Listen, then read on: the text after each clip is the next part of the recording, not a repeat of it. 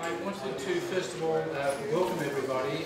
This is the launch of the USC Centre on Public Diplomacy's Distinguished Speaker Series, and I'm especially pleased to welcome Adam Clayton-Powell and Professor Jeff Cowan, two people who have been extremely closely associated with the program over the years, so we do welcome them today.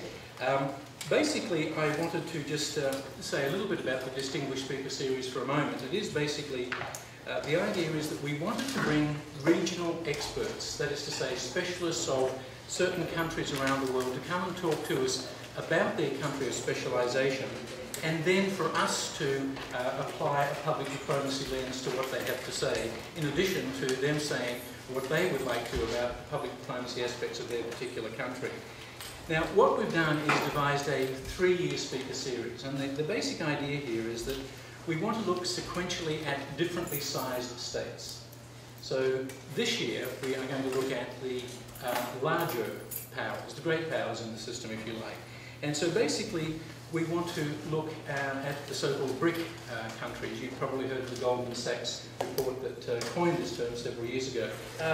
In 2008-2009, we are basically looking at the public diplomacy of the emerging great powers. And so we took the Goldman Sachs report, the Goldman Sachs countries of Brazil, Russia, India and China.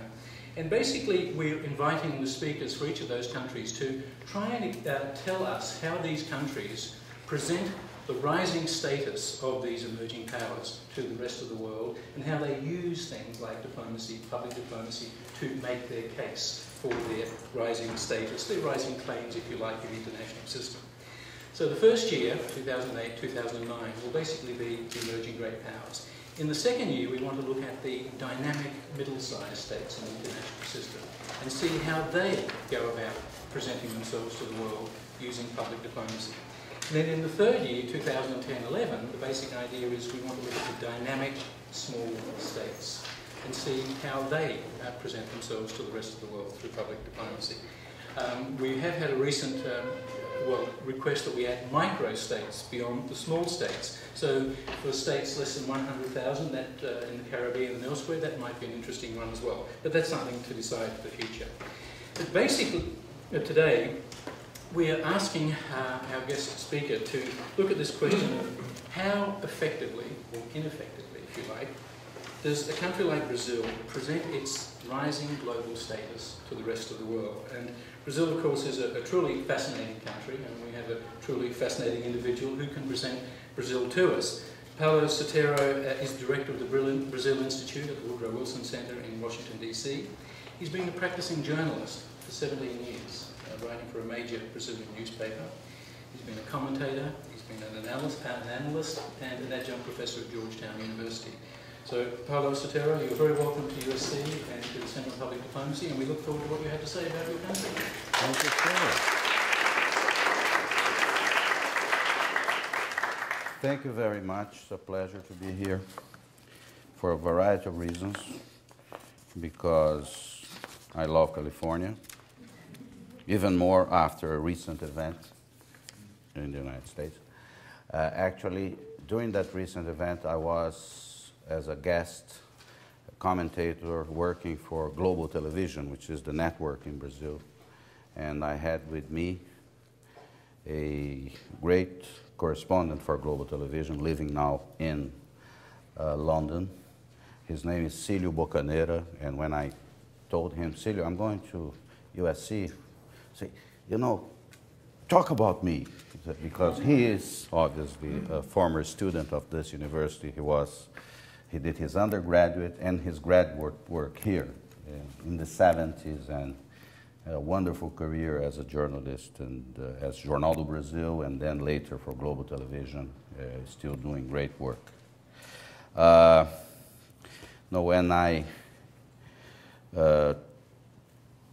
got this invitation, I didn't realize that I sort of knew what you were going to do in the election. I was one of those who kept going back to Brazil, and people saying, do you think that Americans will vote for a black man? I said, yes. But how about in the boondocks there, you know, the center? And I said, well, they may not, but there aren't that many Americans there. You know, most Americans live in cities, and this is a more and more integrated country. So, but it's important. It's a very important moment to have lived this, especially when you have to talk about public diplomacy. I think what the United States, what the American electors did last Tuesday is one of the best acts of public diplomacy that has ever happened in this country. And this is very important, you know, this is really important. Connects to something that happened just a couple of years before I joined the Wilson Center. I was invited to speak there at a seminar on Latin American attitudes towards the United States. You were having here a debate about torture. Apparently Americans were not sure if you should torture, if you could torture. And given the history of interventions of the United States in Latin America, we were kind of saying, you know, I am the generation that admire President Jimmy Carter, for instance. I actually know people that are alive today because of his actions to save people, Brazilians. So there is a very good friend of mine that worked for Senator Lugar, and we were in the same panel, and he asks, and his name is Carl Mitchum, and Carl was saying, you know, I think what we have to do more here is more public diplomacy. And I immediately reacted, saying, Carl, don't spend money in that, please. This is a waste of money. First, you have to decide if you are for torture or against torture. Because I believe you are against it. For everything I read about the United States, I believe this country is against torture. But apparently you're having a problem. You're having a debate about this. So decide this first, because there is no amount of money that you can invest in public diplomacy that will save you, you know, that will make you convince the world that you have to be trusted, that what you say is worth hearing, listening to. And I think that really, I hope that you resolved that question last Tuesday. And I do hope that in his inaugural address, President Barack Obama says, torture never again, and get over this thing. This is to be, for us, that are people that have, you know, admired the United States for a long time in Latin America, not in an uncritical way. I am of the generation that grew up despising the United States because of the Vietnam War and admiring the United States because of the civil rights movement, that the two things happened at the exact same time. I remember having this, you know, how can this country do this and this at the same time? And it is very gratifying. As one of the people, I go a lot to Brazil, that is called upon to explain the United States to people in Brazil. You just made my life much easier. So, and I think that you may have complicated public diplomacy in Brazil. Brazil's public diplomacy is a very recent idea. We were until 1985, as some of you know, governed by a military regime. We didn't have very presentable presidents to go around and, you know, show the world.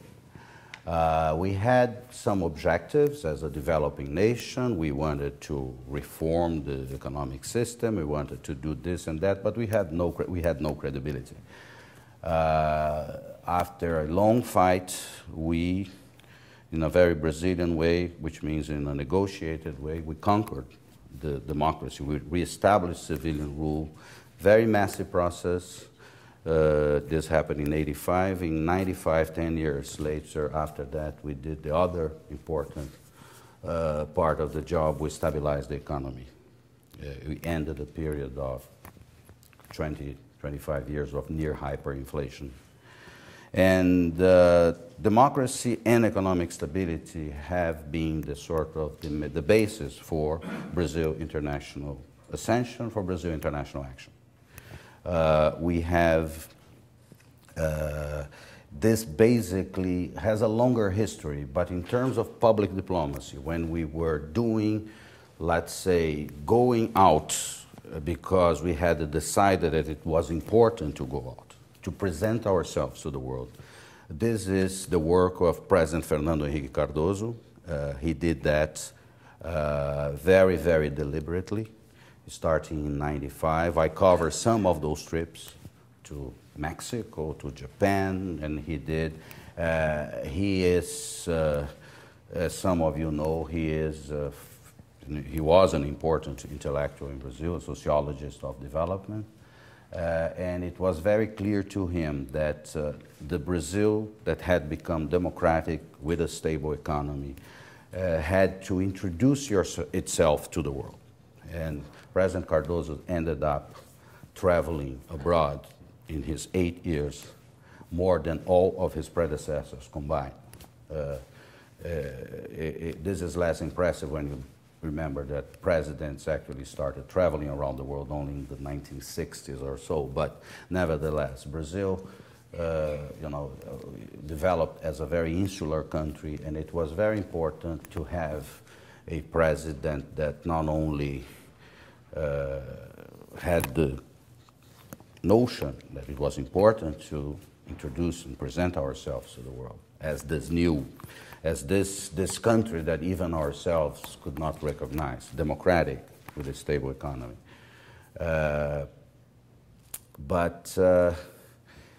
It was important for our own self-image. Not only that, he spoke, a man that speaks 4 languages or 5.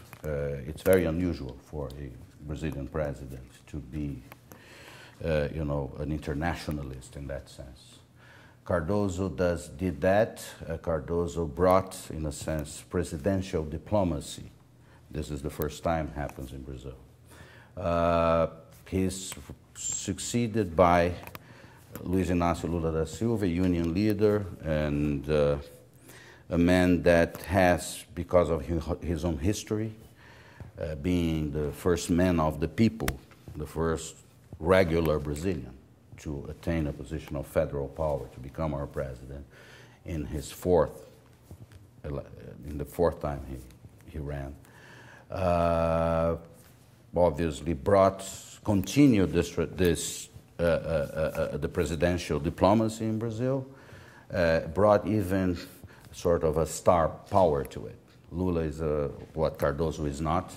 Cardoso's sort of presence commands a lot of respect because of his persona as an intellectual, as a man of the world. Lula is a very charismatic leader. He's a very,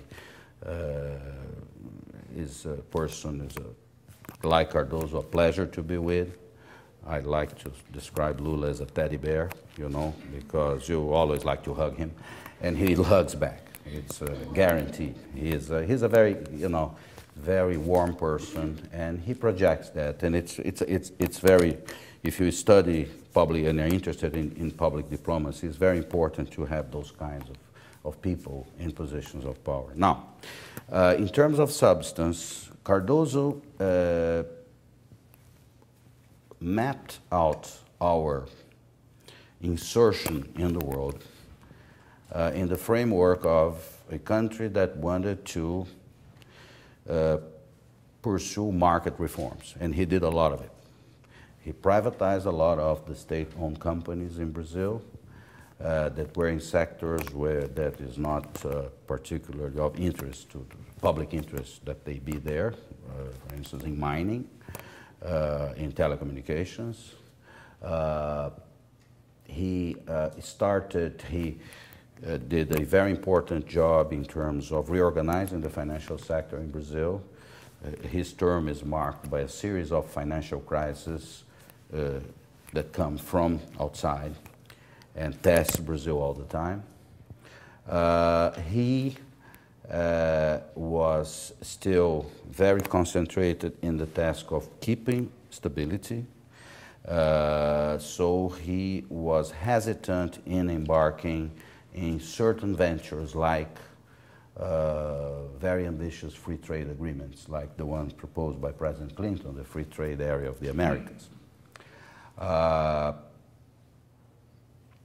President Lula inherits a stable Brazil, which becomes unstable during his run for election because of the fear that he would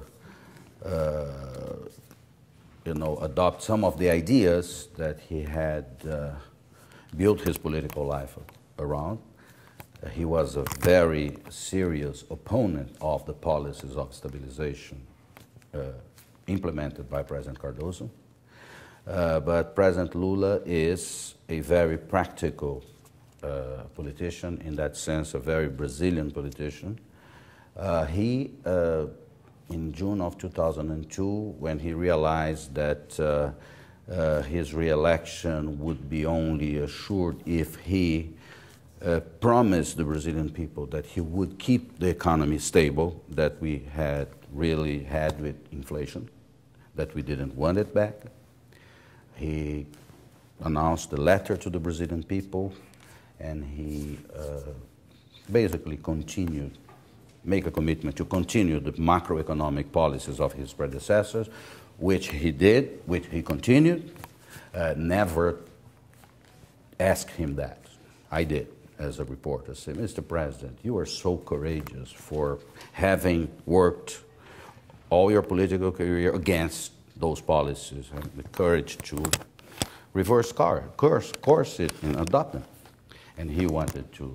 His press advisors told me that, if he didn't know you, it would be really serious problem. He really wanted to jump the place and go after you personally. And he said, no, I started everything. And Lula has this as a political tactic. It's the world, actually, we make a joke in Brazil because he said, never before in this country, his speeches tend to start like that. And we said that Brazil it started on January 1st of 2003 when President Lula was inaugurated. There was nothing. But the thing that you read in history that happened before that is just a fiction. Because that was, no, but it was very smart politically. That's the way he had to do because he had to control his base. And here comes where there is a dichotomy in the way we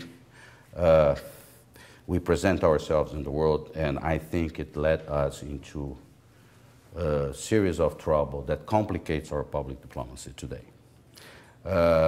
In order to keep economic stability, he had to do some compensatory work politically in Brazil, which was to make a different emphasis in foreign policy, and to, especially in the policy regarding to developing countries, our relations with developing countries. While under Cardoso, there was sort of a more balanced pursuit of deepening relationship with the world, both developed and developing. President Lula emphasized the South-South relationship, and this has become the sort of the trademark of his relationship. The important thing is that Brazil, yes, integrated itself in the world economy, that Brazil exercises its power as an emerging nation, but that Brazil remains pursues an autonomous sort of development. By autonomy, I mean we will, for instance, start all kinds of alliances and arrangements with countries in the southern hemisphere, which is perfectly all right. We need to do that. We need to get closer to China and to India. It makes sense. It makes sense politically, economically, commercially. We have to reinforce our alliances in South America. Actually, the concept of South America in contrast with Latin America, and this starts with President Cardoso, who makes that differentiation, saying Latin America is a French concept that has very good useful in culture, but it's not does not define a geopolitical space. The space is South America for obvious reasons. You look at the map, you see who is the big guy there. And Cardoso starts that. Lula continues that, but he introduces in foreign relations a sort of ideological kind of component.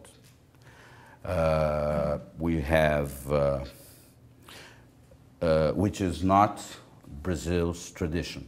As I told you, Brazilians are very practical people. Lula introduces this element, and it becomes very clear in 2004, when we are pursuing alliances in the developing world. We are resisting, continuing on what Cardoso had started, the FTAA and those kinds of agreements with the North. We try to do something with the European Union, doesn't work, we don't insist. And we are invited to become a full member of the OECD. And we say, no, we don't want that. We don't want to become part of the club of the rich countries. Why? Because our current foreign policy, the way to insert ourselves in the world is to affirm our identity as a developing country. And from this tension creates a problem that is unresolved to this day, and in my view, and in the view of many in Brazil today, has led to frustrating outcomes. The two main objectives of Brazilian foreign policy under President Lula, stated by the government, was to reform the political bodies of world governance, particularly UN and the UN Security Council, so the UN Security Council would better reflect the distribution of power today. And therefore, Brazil joined a group of countries alongside with India, Japan, and Germany to claim that it was time to reform the UN Security Council and to give Brazil and those three other countries a seat, a permanent seat. No veto power right now, we accept it, but we have to be there permanently, not as part of this rotating 15 countries.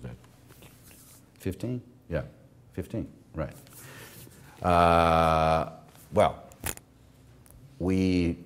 this became the most important priority on the political side in our foreign policy, and we pursued that, and every time a Brazilian diplomat would meet someone officially, he or she would have to make that statement. Every time. Was the instruction. There is some movement in this in about 2004, 2005. In 2005, the United States announces that it would favor Japan's ascension to the Security Council as a permanent member. Japan is the second largest source of financing for the UN. Brazil had, in the process of positioning ourselves to get to that objective, we had, for instance, recognized China as something that China is not, a market economy. We recognize that. And the business people in Brazil are not particularly happy with that, because by recognizing China as a as a market economy, you constrain yourself in the types of actions you can initiate against China, for instance, in anti-dumping. The calculation of this was that by making a concession to China on an economic issue, WTO issue, trade issue, that we would ensure China's support for our ambition, for our desire to become a member of the Security Council. China, when the United States announces its support for Japan, China blocks the whole process of negotiations and ends it. To this day, it's paralyzed for reasons that, as you know, have absolutely nothing to do with Brazil, having to do with the invasion of China, especially Manchuria in the 1930s, and all the atrocities that the Japanese inflicted on the Chinese people for years and years. So that door closed. By then, we had done something that is also in the pursuit of this objective. We had started we invested a lot in relations with Africa. Arithmetically, it makes sense. Africa is the continent that has the greatest number of countries, and in order to be elected to the Security Council, if you have the reform, you need 2/3 of the members. So it's 128, and Africa has some 50 of those. So you have two, and Brazil has obviously a historic reason for. Along with the United States and some countries in the Americas, we were the largest recipients, or we were the largest country where slavery was used for centuries. There were 4 million Africans brought to Brazil as slaves to work in the fields. Agriculture in Brazil starts with slaves as workers, as manpower. In comparison, you had, I think, 900,000 in the United States. But it was, our diplomatic offensive in Africa was done for that reason. I think President Lula, being a person that came from humble circumstances, made him understand, and this is only my personal, estimation, that makes him understand a little bit better this notion of being in solidarity with the Africans. I think President Lula has this figured out much more. He feels this, and he is very firm about it. And Brazil sort of implemented this policy, not only opening embassies, lots of embassies in Africa in recent past, but also starting cooperation programs that are really substantive, important, in things that we were successful in Brazil. One, Brazil, for instance, is revolutionized tropical agriculture. For 35 years, we invested in this. Brazil is today at the gate of the farm. We are the most productive agricultural country on earth, and we will continue to be. It's nothing particular about us. It's just we have a lot of land, a lot of water, a lot of sun, and 35 years of research in developed and tropical agriculture. The day we fix our infrastructure, the roads, the ports, you can continue, you can keep all your subsidies. They will be a waste because we will outcompete you, subsidies and all. There is no way of coming close to Brazil if we fix the infrastructure. Now, we now open in Accra, in Ghana, an office, a regional office of Embrapa, which is this company that reinvented tropical agriculture in Brazil. In order to, and we have agreements with 18 nations in Africa to transfer of the tropical agricultural technology to increase yield. So this is a perfect example of the kind of cooperation Brazil can establish and develop with African countries with tremendous potential results.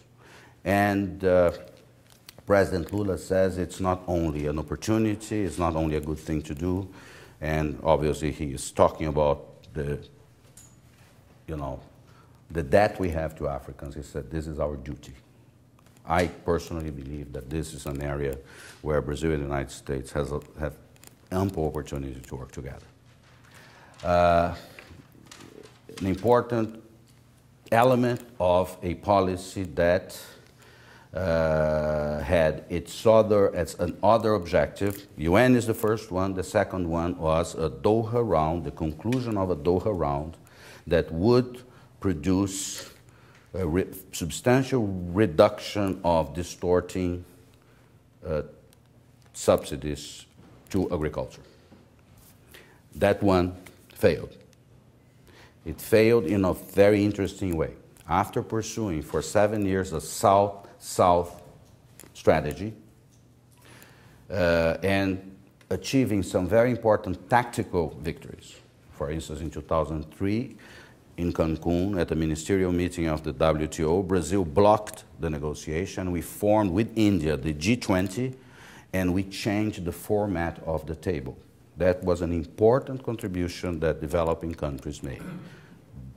It's no longer the Americans and the Japanese and the Europeans sitting at the table and deciding how the world is going to do in trade. Now it's the Americans, the Europeans, the Indians, and the Brazilians. This is the new format. We pursued that, but again, Brazil is the most productive agricultural nation on earth at the gate of the farm. We have offensive interests in agriculture. We are one of the leading commodities producers on earth. India is a country that has 400 million subsistence farmers. They cannot open their agriculture, and everybody understands that. But at some point in the trade negotiations, those conflicting interests, our aggressive and offensive interests and India's defensive interests, the same for China, became evident, and at the very last moment, the Brazilian proposal was to align itself with the position of the Europeans, of the United States, get away from the positions of India and of Argentina, is our partner in Mercosur, and to try to get an agreement. Why? Because it had been established by our government that achieving a Doha round, concluding a Doha round was the objective. At that point, having failed to achieve the first objective, which was the Security Council reform, we needed desperately to present something, even a token agreement that would not reduce much the subsidies, but would be able to present of some sort of progress. So we announced this. Now we are with the United States and with Europe, and let's see if the Americans can lower a little bit their subsidies. Difficult to do because the United States had approved already and have in place a farm bill that is talk about distribution of benefits to people that don't need assistance of government, and there you have an example. It's a legislative calamity, the U.S. trade bill, the farm bill.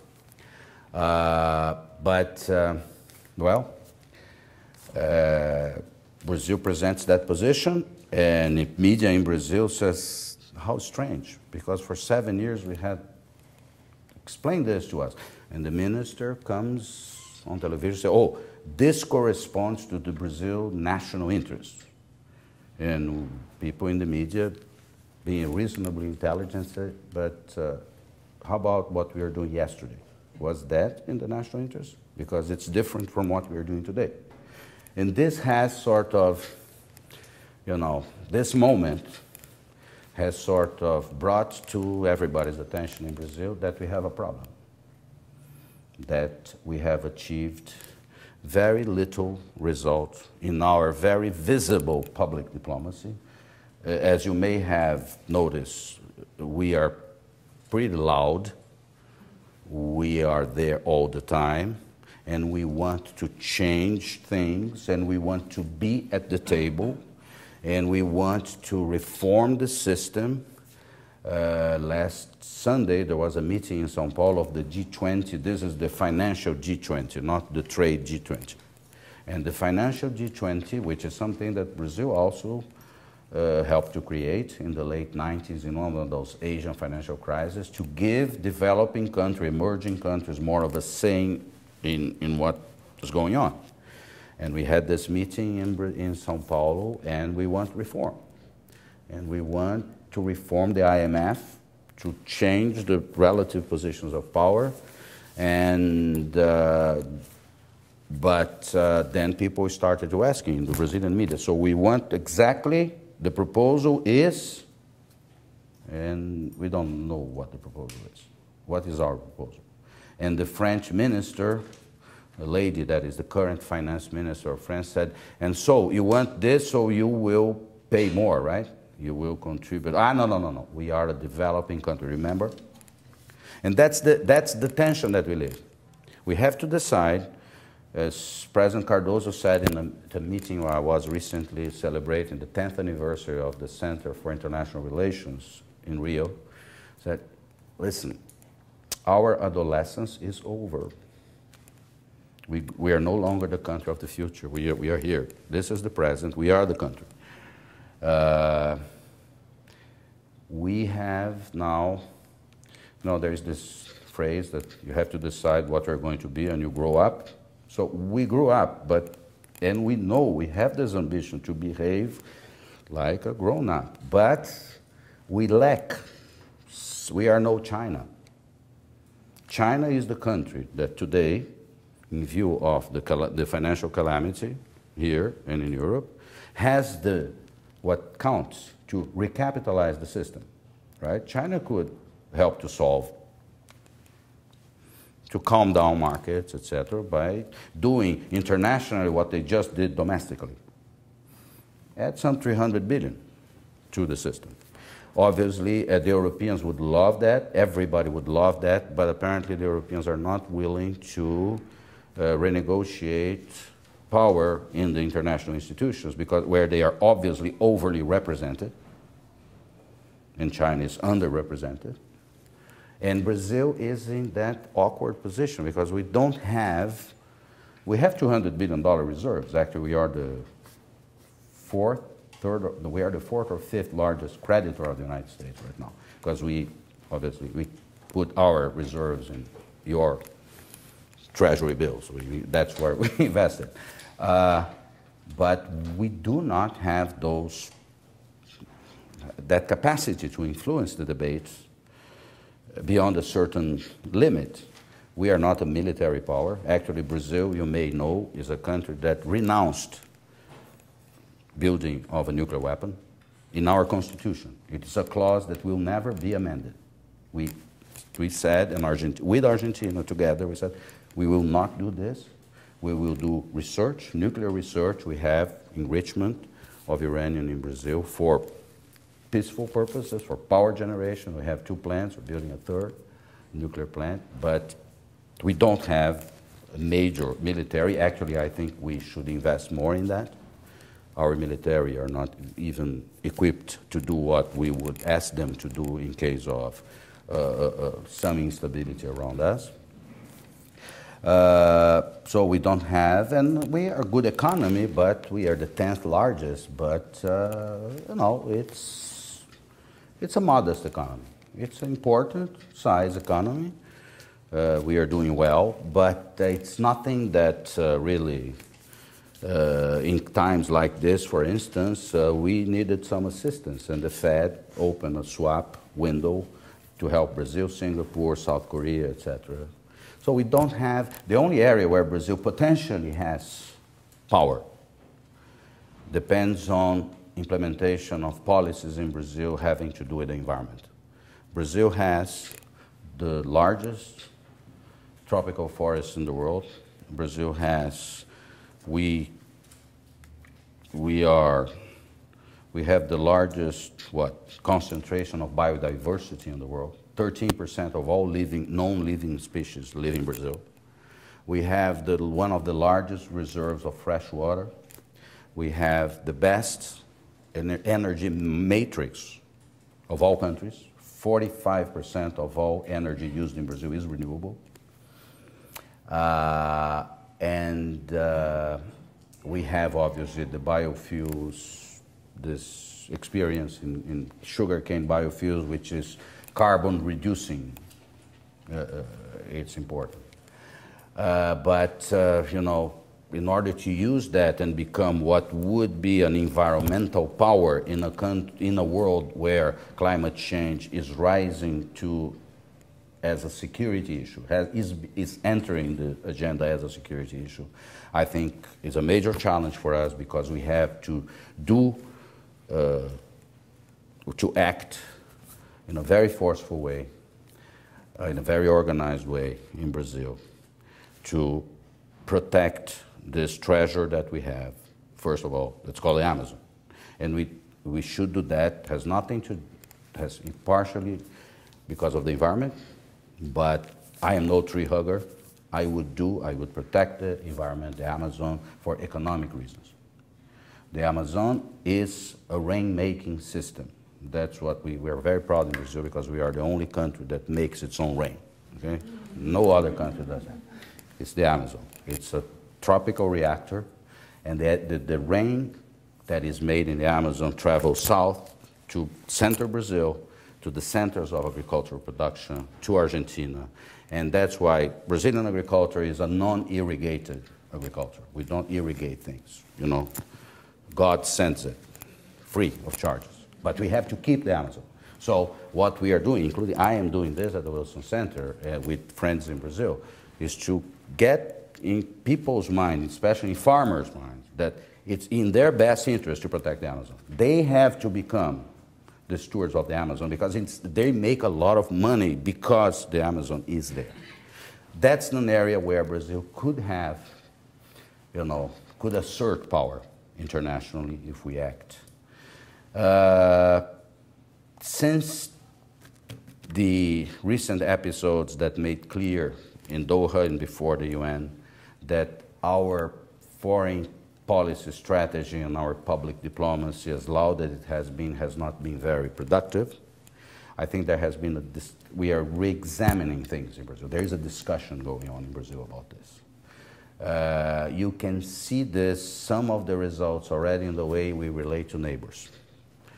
President Lula, being a very practical person, had already, for instance, told Mr. Chavez in a meeting that they had, and that his advisors made a point of leaking to the press, why don't we stop blaming the United States for our problems?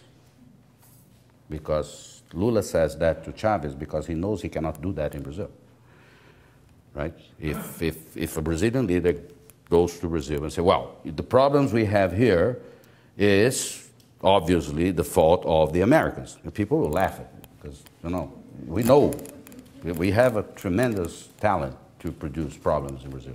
Actually, we do it all the time. And even with a person that was unpopular as Bush, Lula had this capacity, and Bush had this capacity. This is a very interesting thing. One day will be, hopefully we study, that they managed to keep the relationship pretty decent. Brazil and the United States have the most right-wing president you ever had, the most left-wing president we ever had kept the relationship in a good, cordial, didn't produce much. Opened some doors, a biofuels memorandum of understanding that could bring interesting things. But, you know, President Lula, for instance, changed the attitude vis-a-vis Bolivia. President Morales, Evo Morales, had initially, when he ran for the presidency, he said that the Petrobras, who ran 20% of the Bolivian economy, natural gas plant there, Petrobras is a state company in Brazil, was paying very little, which, by the way, is absolutely true. But since this is the leftist, indigenous guy from the people, probably the advisors of the president, especially those coming from the Workers' Party, said, you know, come on, imagine that if President Morales will do anything bad for Brazil. Because we are all hermanos, we are all allies, we are all in the same, you know, in the socialism movement, and we are nice. So, and one day, Morales went with Chavez to Cuba, and the next day they announced the nationalization of Petrobras. Actually, Morales, you cannot blame him. He did precisely what he announced he would do. And he gave us advance warning, year and a half. We failed to go there and negotiate something and preempt this. Well, we learned the situation in Bolivia has been very unstable. Bolivia is the country with Brazil has the longest border. some almost 3,000 kilometers of border. And give you an example of a recent action by Brazil that shows, that you can maintain a position of solidarity with your neighbors, with your fellow developing countries, but act very responsibly. There was a meeting recently of UNASUL, which is a new arrangement coming from this idea of South America. We have a crisis in Bolivia. The governors from the eastern provinces are not accepting of some reforms that Morales and the indigenous people are proposing. And so we have the situation that threatens, we could go to a civil war. Brazil is not interested in civil wars next door. Some guys of the province of Santa Cruz are saying that we should separate from Bolivia and be annexed by Brazil, to which we say, no, we don't annex anything. Our border, we're done. The Brazilian map, you look at it, we like it, it's very beautiful. We'll say that way, we're not annexing anything because it would change the shape, and we love that shape. And we are one nation, and Brazil is about, in foreign policy, especially in our area, about stability. We want people to be calm. Actually, that's one thing that Brazil and the United States, in which Brazil and the United States coincide completely. We want stability in the Americas. Well, in that meeting in Santiago, 4 or 5 weeks ago, the presidents are there. President Bachelet gave the floor to President Chavez, who had the idea of calling this meeting. He obviously goes for half an hour saying what you would expect. El Imperio, right? El Imperio did everything. You guys are really horrible. You did everything that is bad in Bolivia, in Venezuela, whatever.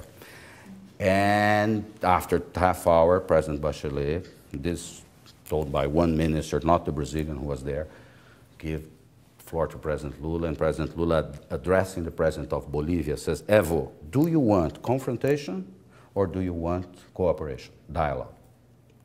Tell us what you want.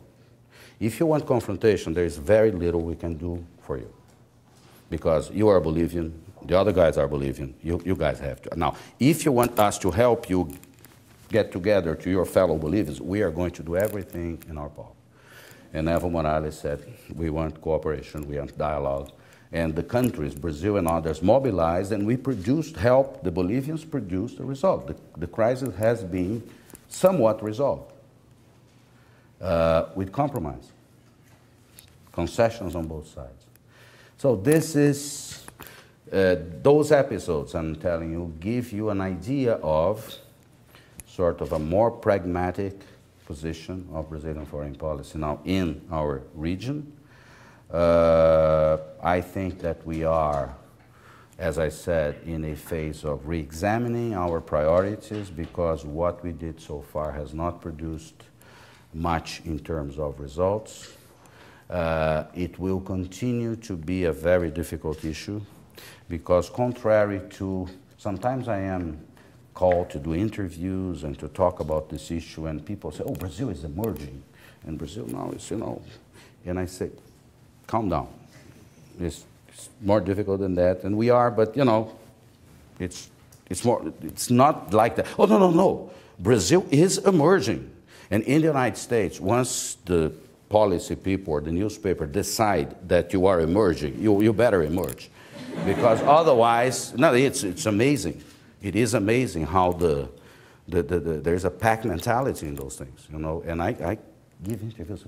We are very ambiguous about that in Brazil.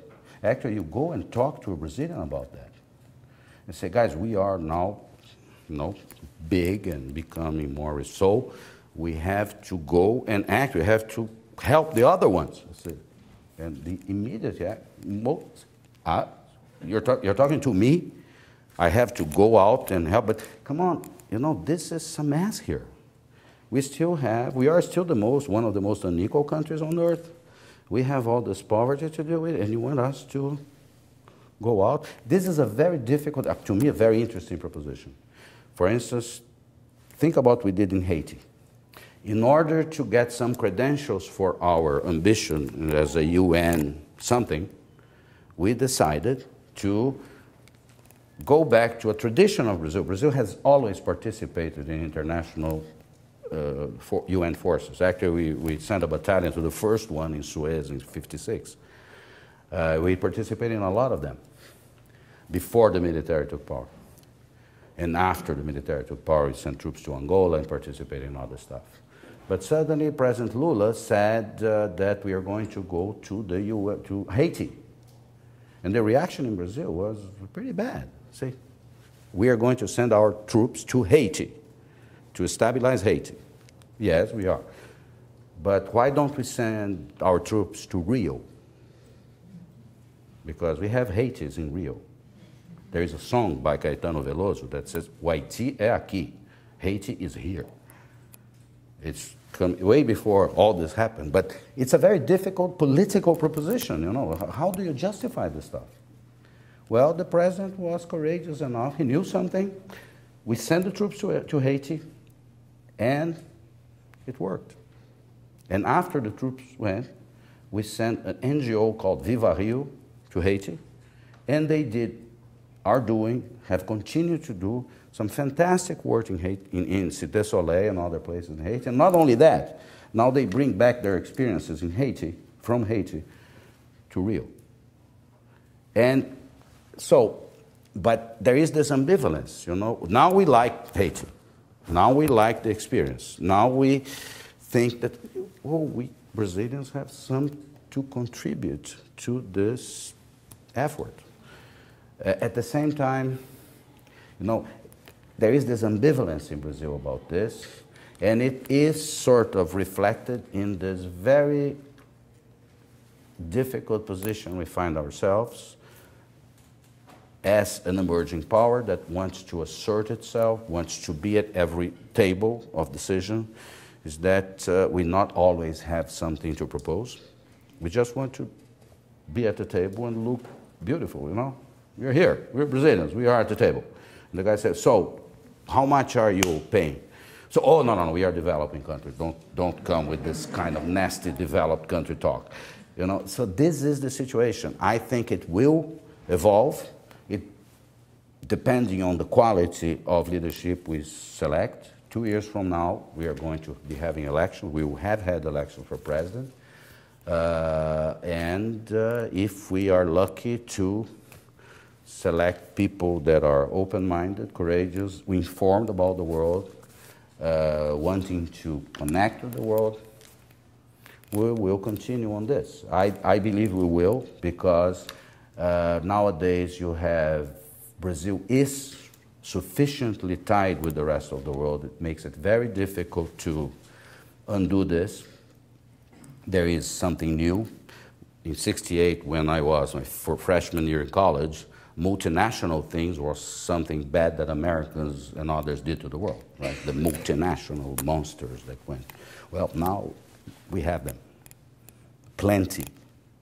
Brazil has some big global companies all over Africa, in many parts of Asia, all over Latin America, construction companies. Actually, when I read yesterday or the day before that China now has $500 billion to invest in infrastructure in China, I could see my friends that work in construction companies in Brazil already buying the tickets, because Brazil has this capacity. We have very big construction companies in Brazil. One of them, Odebrecht, is in Miami building 2 terminals at the Miami airport and the Miami metro system. So Brazil is integrated. We cannot go back, but we are in this moment where we have to, as I said, you know, decide what we are going to be when we grow up, because we grew up and we are, that's this post-adolescence first moment where you still would like to ask your mom some advice, but mom is no longer there, so you have to decide for yourself. But I am cautiously optimistic that we will continue to do this. Brazil, as I always like to say, remember who we are. We are a Western country. Brazil is a Western society. This is what differentiates Brazil with the other BRICS. We are tropical, very tan people, but Western. the idea of freedom, we don't believe that the American values are American. We call them democracy, liberdade. We have the same stuff. We are made with sort of the same values. We are a quintessential soft power country, which is a beautiful thing to be, can give you a lot of space if you use it competently. And what I really was very happy about Tuesday in the United States is that finally you had elected a president who told you that yes, this is a very powerful country, has a lot of economic power, well, not much right now, but you'll recover. A lot of military power, but what distinguishes the United States is precisely what was forgotten in the last 8 years, is your soft power. And in that that's why I think that not only, there is this relationship between Brazil and the United States, which has always been pretty decent, and at times very important, will, in my view, continue to deepen, continue to prosper, because it's not because, we desire or people are calculating this. It is in the best national interest of both nations that we continue to go along those paths. Now, if you have questions, I will be glad to try to answer them.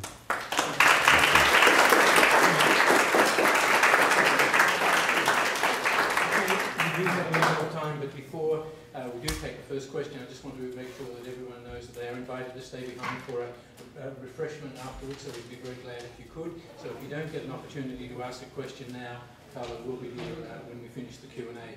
So who would like to kick off with the first question? And could you just identify yourself first for Paulo? That would be very helpful. My name is Mark Naylor. I'm a second-year student here in the Masters of Public Diplomacy program. I'm curious what role the Portuguese language community of states plays in Brazil's foreign policy and in its courting the world.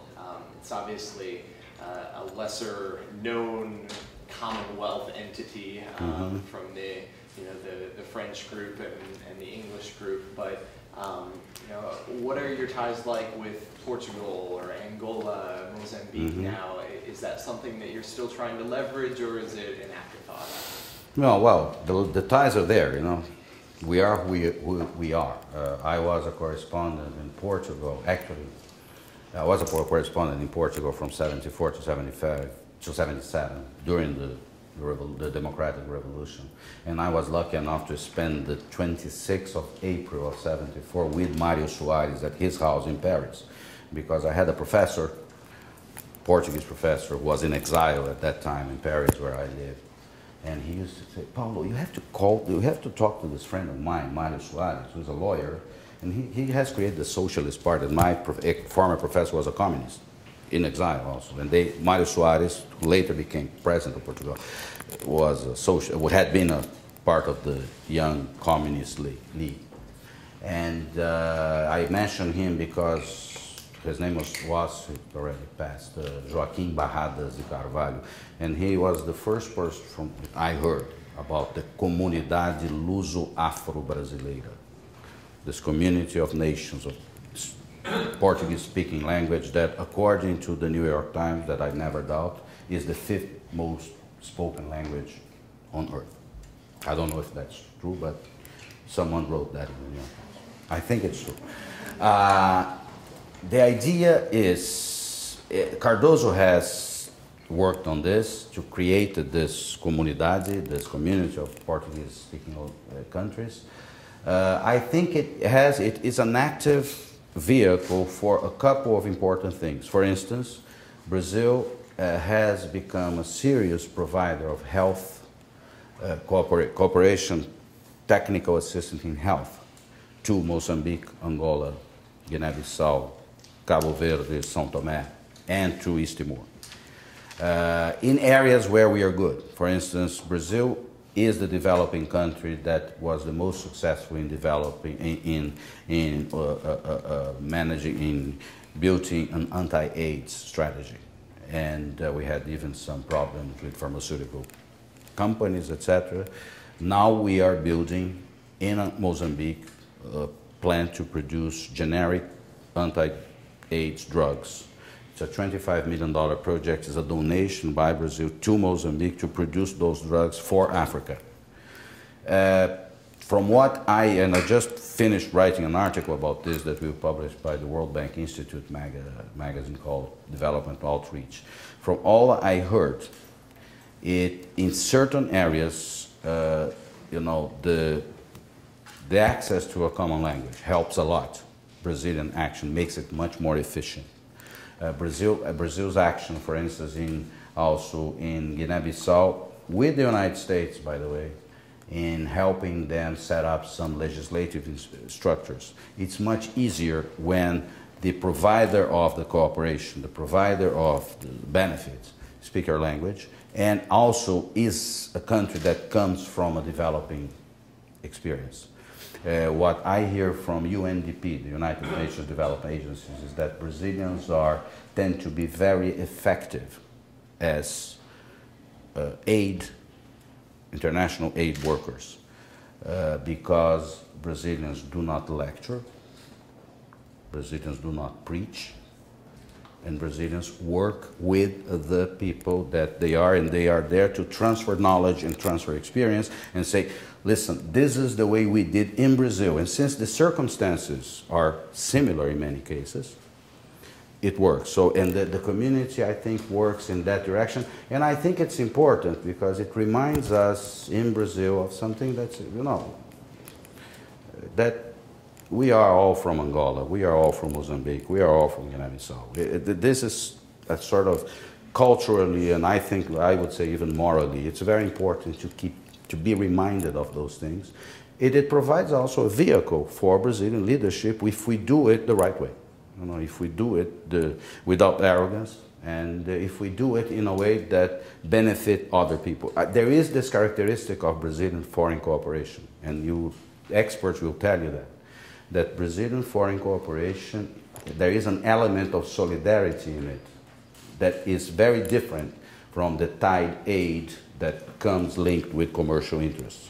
Maybe our aid program will evolve and will become similar to all others, because it's very small. Our total program is maybe $100 million today.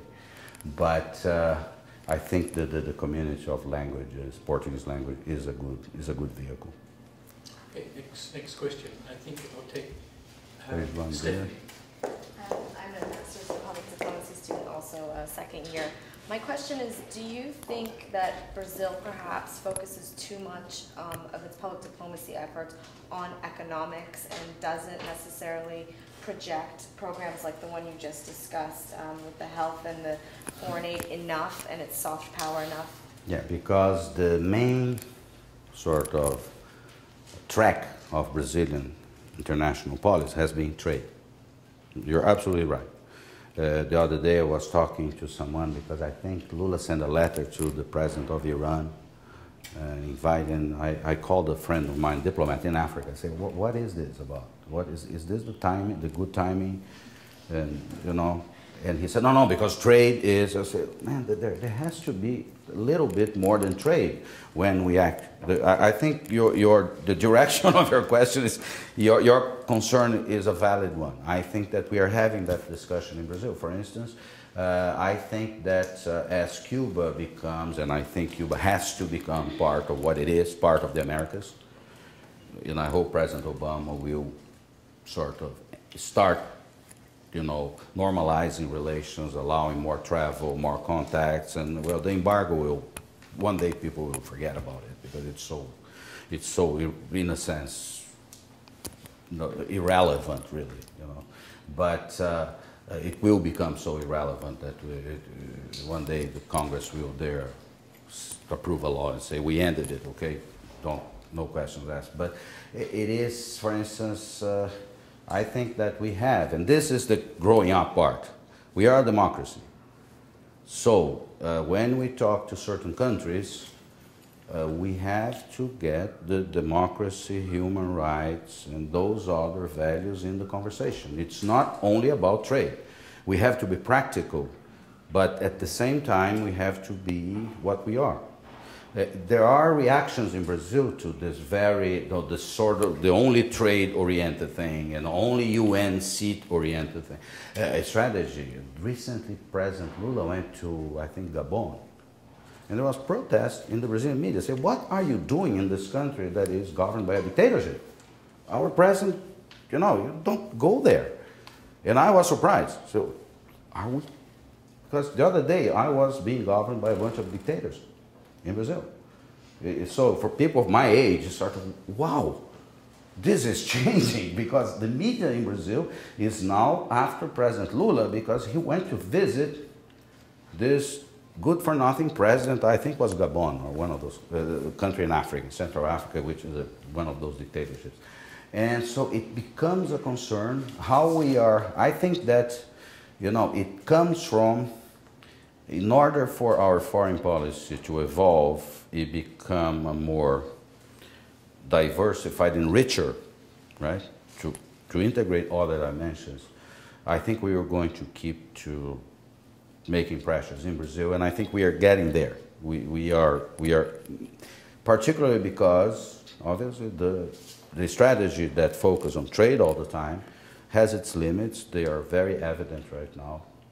And again, it's the risk of, we want to be leaders, we want to be big, we have to pay the price and run the risk. Peter. My name is Ethan Gilbert. I'm Professor of International Communication in Israel. Here I am a visiting professor of public diplomacy. Your presentation suggests that Brazil will be staying in this category of an aspiring power for a long time to come. I can see some advantages of being in a middle category because you can benefit from the two worlds. But in this context, I would like to ask you two questions. One is this. Any state, especially aspiring state, and even a middle power today is searching for a mission, for a niche. And you have suggested a few ideas, but if you have to select one organizing principle for Brazil as a niche, what that would be. And remember that this is essential for conducting effective public diplomacy. And the other question is this. Hugo Chavez is challenging everybody in the region. How do you think Brazil should deal with him? Well, Chavez, I think, is a person that is on his sort of the decline.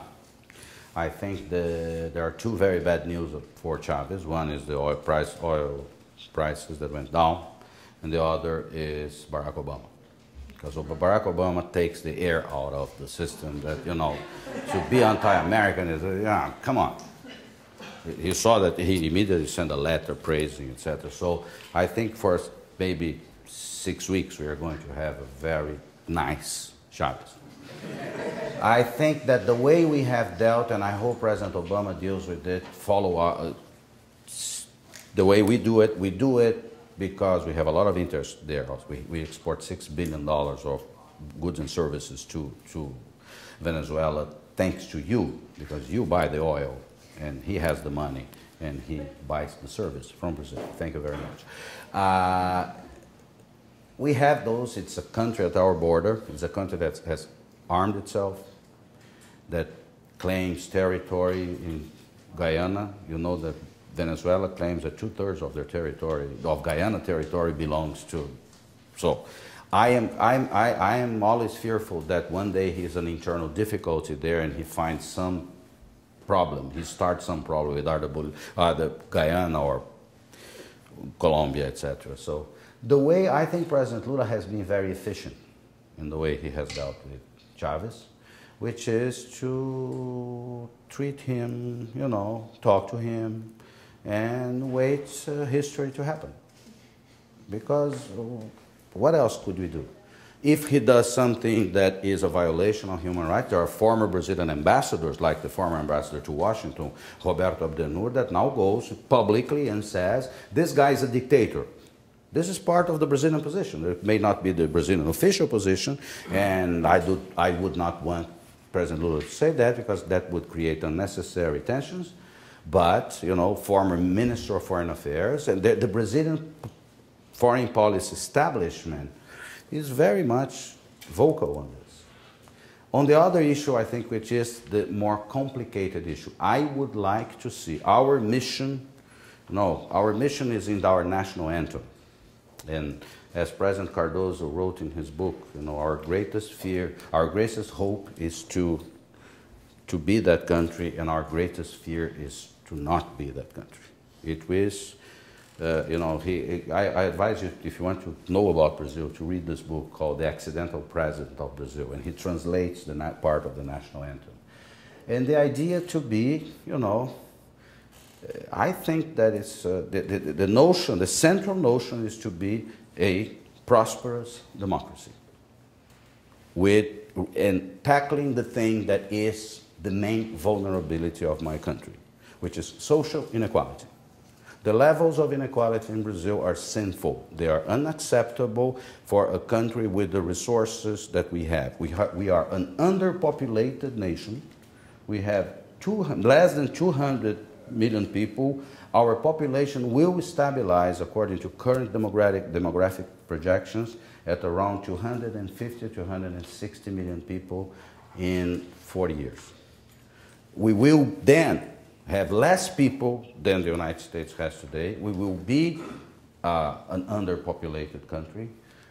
We have all the capacity, the conditions to do what we need to do in order to become this country, our mission, democracy, prosperity for our people, and I think this would benefit a lot of people. Now, the issue here has to do, and thank you for your question because it makes it go to the question. We know what we need to do is to invest everything that we possibly can in. The only way to undo inequality has to do with education. We know that. Everything that Brazil does today that is successful is a direct result of investments we made in education 40, 50 years ago. Petrobras, mining, agriculture, airplanes, Embraer, all those things are direct results of investment of people in the 50s, in a moment that we were very close to the United States, having fought alongside the United States in World War II in Italy, where we used that relationship to, you know, to evolve into the direction of a prosperous democracy that we industrialized ourselves. At that time, actually, is when we did what China is doing today. Sometimes people say, why don't you grow like China? Because we already did. We are already an industrial nation, etc. But we have this big problem with education, inequality, and I think the mission in Brazil has to do with solving that while we integrate. I would integrate. I think we can walk and chew gum at the same time. We have to integrate with the more advanced nations because they have the knowledge, they have the technology, and they have always had the interest in cooperating with Brazil because as the United States, we are also a country of immigrants. So we are this multiracial society. We have, like the United States, this big advantage. So it's very difficult to answer the question. My answer is along those lines. Thank you. I'm going to call one more question because I did recognise you, but I was getting a little worried that all of the questions were coming from the left. But after we take one more from the left, then we'll switch back here. So please. Paul Rock, our first-year public diplomacy student. Glad you mentioned Brazil's multiracial society. I'm also glad to hear you mention the public diplomacy value of our recent election.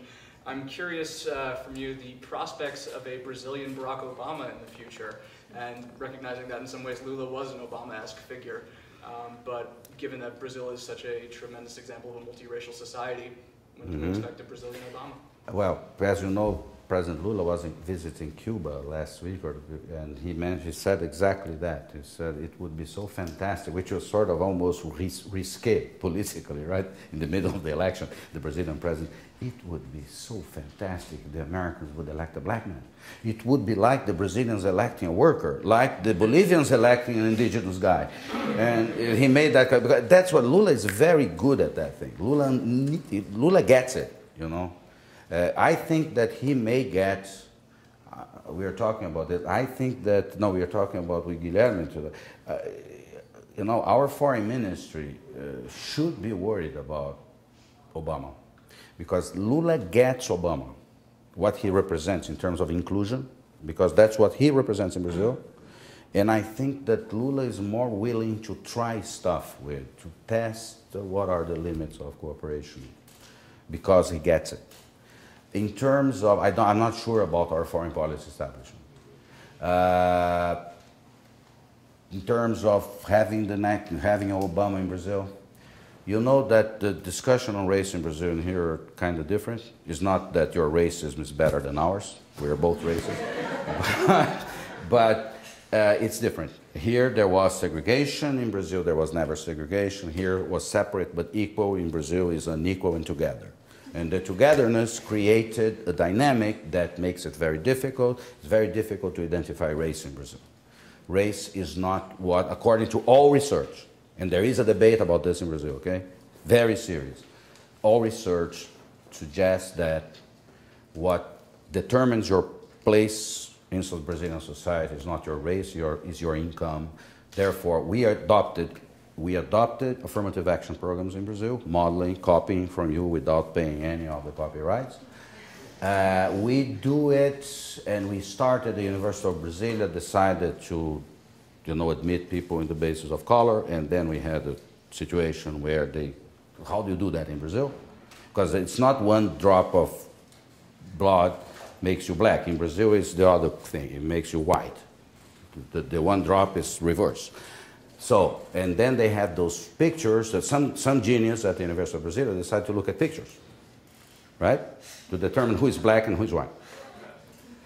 And one day, the magazine, the national magazine, has this story about the twin brothers that applied, and the geniuses didn't watch the picture of both of them at the same time, but at different times, and one was accepted as black and the other was not. And they are absolutely identical twins. There is no way telling them apart. So how do you do that in Brazil? I hope, you know, I think that Brazil has one potential, but I just hope, I don't know this stuff. I'm telling you this, I think that in Brazil there is no racial hatred, because it cannot exist. If you want to offend a Brazilian real bad, call a Brazilian a racist. It's not that there is no racism in Brazil. There's a bunch of prejudice in Brazil, in the language, in many different ways. But our identity is of a non-racial country, completely integrated. There is including this myth of the racial democracy. I think there is a racial democracy here. The United States, to me, is the first racial democracy after Tuesday. But I think that we will get there naturally. I don't see that person right now, the person with the talent. What's beautiful about Obama is that, you know, actually he didn't run as an African American. He ran as the senator of Illinois, and he is very good. I think Obama has the temperament and the qualities of a great leader. You know, he could be a little bit more black, a little, or he called himself a mutt the other day. You saw that, talking about the dogs for the. It's an amazing, you know, this person. I don't think we have that person in Brazil right now. I think a democracy produces those people, you know, as long as we keep working at it. Yeah, this will have to be the last question, I'm afraid. Yes. I'm Philippe Gouveia. I'm a junior in international relations. I was wondering, I was going to ask a little bit more about the candidates. You were talking about the potential future leadership and how it has to be intelligent, it has to be aware. And considering Annenberg, considering José Serra and Cristóvão Buarque maybe, what do you feel is the potential for leadership right now? Since I'm not working, I was for 38 years a journalist, and I was sort of, this impartial, perfect person that have never. Now I have my own. I have the right to my own opinions now because I'm a columnist, etc. I will vote for José Serra as the governor of my state, and the Brazilian that I think he will bring one very important thing. He's very competent and has no sense of humor, which is absolutely what Brazil needs. Cardoso and Lula are the nicest people you can meet. They are wonderful people. We need a guy that really does not smile a lot and that tells us that now we are going to do some reforms here that we need to do, and we need to do them now, and we are going to work at it. And he's not going to allow any people to sleep on him. And Serra is this type of person. He's a very competent man. He is the person that actually articulated this anti-AIDS program and that defeated the United States and forced the United States to cease and desist from suing Brazil at the WTO because of compulsory licensing for production of drugs. Anti-AIDS drugs, etc. I think that from what we can see today, the recent municipal elections in Brazil organized the panorama, the outlook for the elections in a way that favors Serra.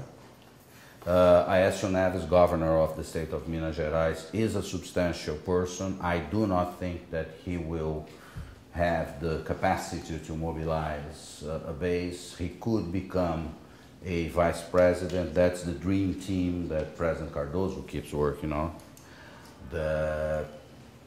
We have then other potentials. Dilma Rousseff, the current chief of staff of President Lula, seems to be his candidate.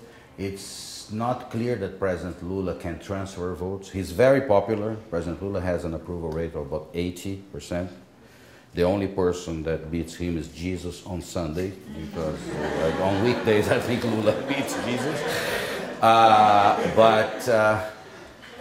The recent elections we had municipal in São Paulo, where the PT candidate lost, showed that this business of transferring votes, Lula is Lula. The PT will have a terrible problem after Lula, because we don't know what size the PT is after Lula. And we have Ciro Gomes, governor of the state of Ceará, very charismatic, very hot tempered, prone to self-destruction. It's very early to predict. I think, though, there is one thing you can say that is pretty safe. That whatever we do, I think that we are not going to get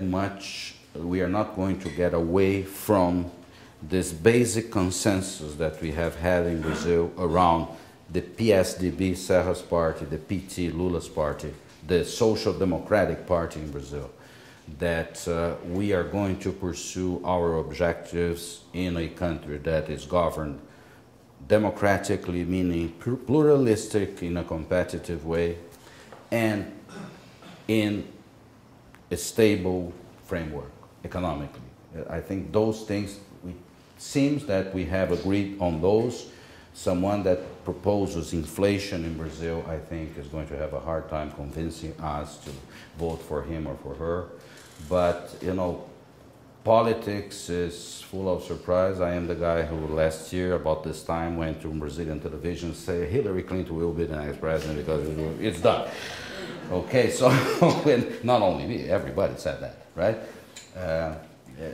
You could see some surprises, but I think we have those challenges that I try to describe, especially the way we present ourselves to the world. But I think we are, I remember when I was growing up, the humiliation of living under a dictatorship and being a journalist under working censorship. I think we are way beyond that. We are a good country, and there's another thing that I'd like to, we'll conclude with that. Brazil is doing something that's important. We are recovering our self-esteem.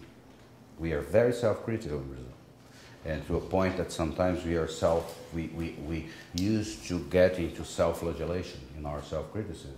Now there is an ad in Brazilian television of the flip-flops, the sandálias havaianas, the flip-flops.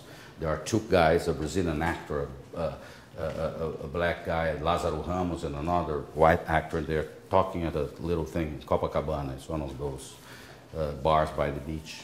And they're talking, man, this country really sucks. You know, nothing works here. This is bad. This is bad and horrible. And you see what the government did? And then there is a guy here with a clear Argentine accent. Say, I agree with you. And they immediately said, are you crazy? Who said, did you say something that this country is bad? The country is very good. I love this. To me, this is a sort of gives you an indication of a country that is recovering its self-esteem, and we are doing okay. So stay tuned.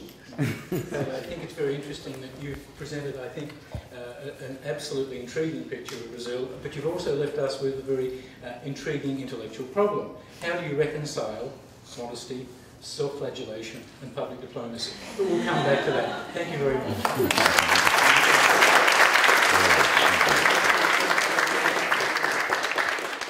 please stay, everybody.